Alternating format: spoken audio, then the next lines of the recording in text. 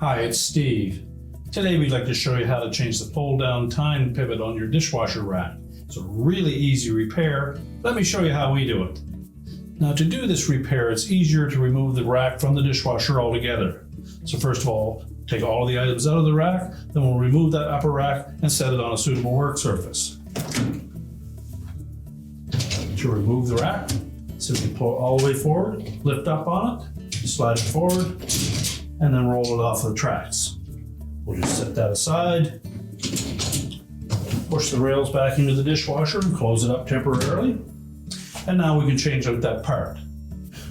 Now to replace the defective holder for that adjustable tine, well, first of all, need to tilt the tine completely away from it. If the old one is still attached to the rack, you'll need to remove it.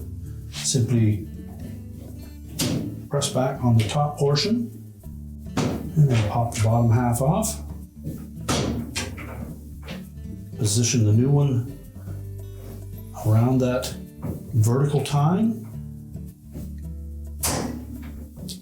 Snap the two bottom clips into place, rotate it up, snap the top one in place.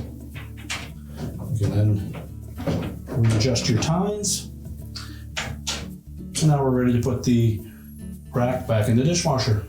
So just open up the dishwasher again, pull both the rails forward.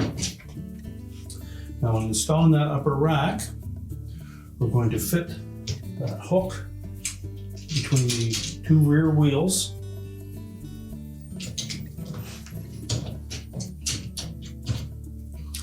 Tilt it down.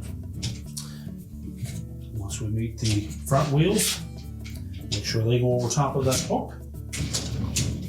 Push the rack back into the dishwasher, close up the door, and your repair is complete.